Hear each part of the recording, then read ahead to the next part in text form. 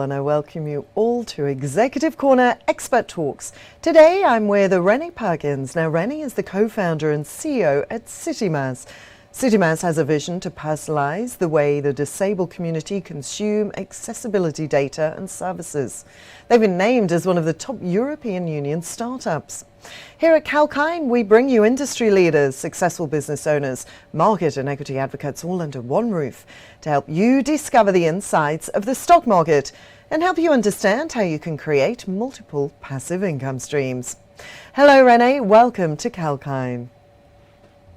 Hello, good morning and good evening over here in the UK. And Happy New Year, Happy Chinese New Year to you all. Happy Chinese Year to you.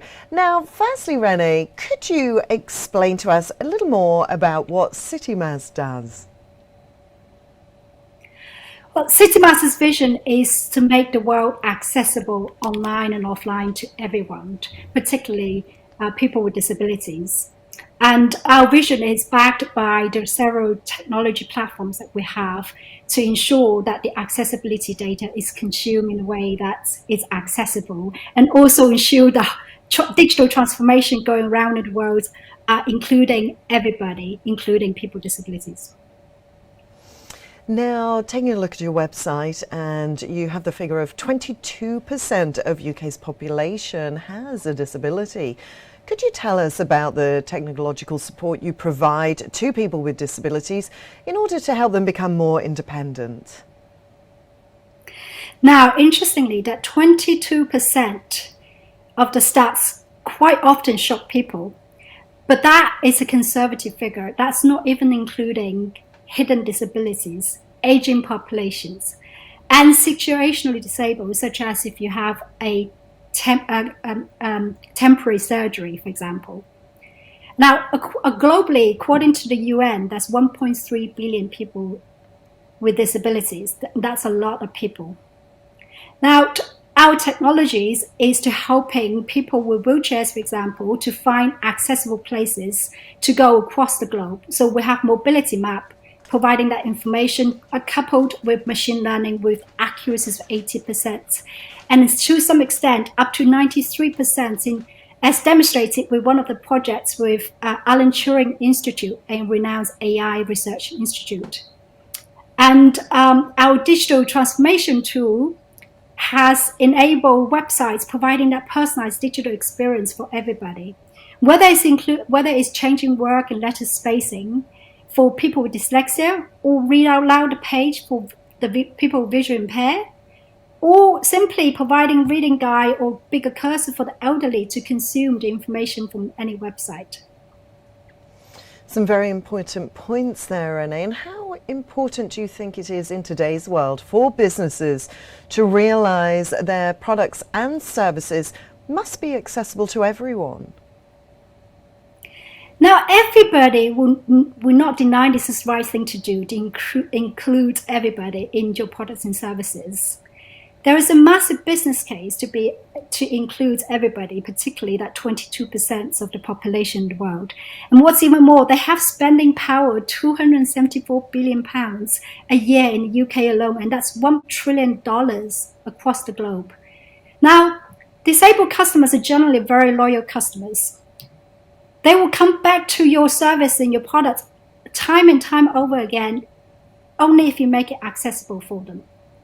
So to make your products and services to be inclusive right from the beginning, as well as make any following on digital transformation projects you do to be inclusive of people with disabilities, has a massive business case. Because there were time and time over again, the cost for actually making your website, making your product services, not only benefiting people with disabilities, but also, as I mentioned, benefiting a large portions of aging population and anybody with hidden disabilities. So the increase of the revenue growth is massively important, massive business case. And how has your experience been while working within the industry? What have you learned? Well, I think in the industries, it's a blessing and a curse, I must say, to be completely frank.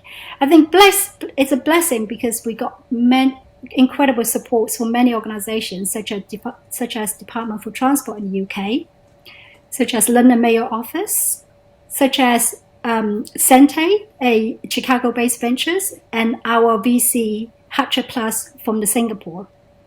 It occurs because it requires a lot more education from many organizations to recognize the business case for it. Everybody cannot deny this right thing to do to include everybody, but actually there are many cases showing there is a massive financial returns once you make your products and services accessible for everybody, particularly in the aging population, massive global trend. And what developments would you like to see in the disability rights structure in the UK and also across the world in order to promote the philosophy of inclusion? Now, the philosophy of inclusion has a long-standing history across the globe, from religions to regulation. From the ADA 1990s in the US and the UK Disability Discrimination Act 1995 and to now the Equality Act 2010. There are formal regulations in place for the human race to go towards the right directions, especially with the aging population, as I mentioned. However, the reality of executing the compliance of regulation can vary from locations to location.